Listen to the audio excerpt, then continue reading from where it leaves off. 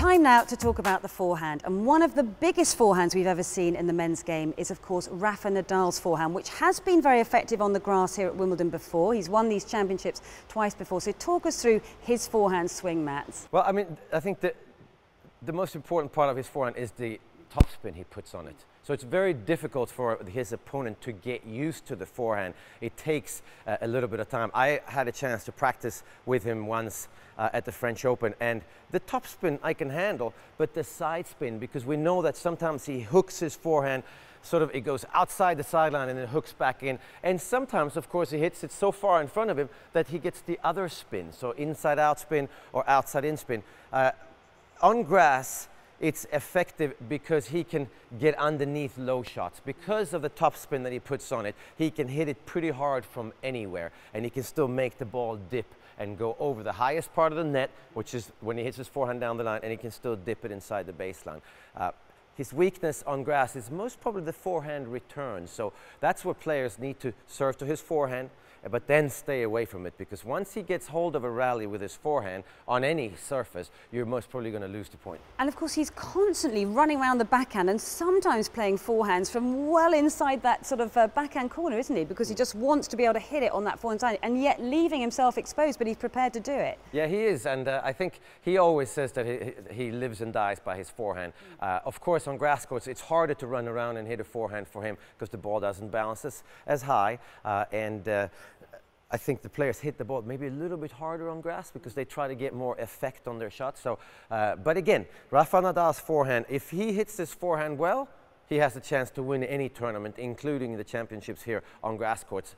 But I think we've seen lately that he gets a little bit nervous, a little bit tight on the forehand side. And once his forehand is not working, then his confidence sort of goes down and he can't win these championships. Because he's always talking, isn't he, about the fact that he wants that forehand to be firing, but he also wants to be able to change the direction of that ball on the forehand. And how important is it for the depth of his forehand? Because so many pundits and commentators are always talking about how short it is or how deep it is. So how important is that? Well, it's more important on grass courts that he hits it deep. And I think that we're going to see that he hits a little bit less spin on the grass courts because he wants the ball to shoot through the court. Yes, he's going to try and flatten it out a little bit more. I think he's going to try and flatten it out. And once you flatten it out, you automatically get the depth.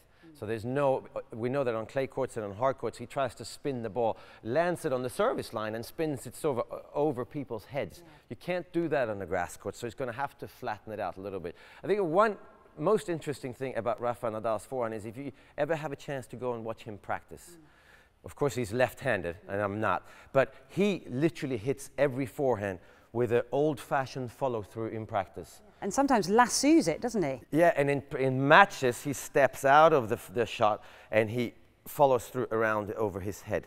But he's not trying to do that in practice. So when he's hitting the ball well, and he's confident in his forehand, we see more often than other times that he does follow through. He does step towards the ball with an old-fashioned closed stance forehand, and he follows through around his neck.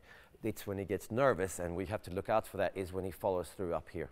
Okay, and of course the weather is going to be quite a factor in how good that forehand is, isn't it? Yes, the first week it's not going to be as effective. So for Rafa Nadal, it's a matter of trying to survive the first week. Once the courts get a little burnt and the grass sort of moves away, it's easier for him to move, because obviously he's going to slip and slide when it's green, and the ball's going to kick up a little bit more, so it's easier for him to hit a forehand. Also, the effect of his forehand is going to be way more effective in the second week.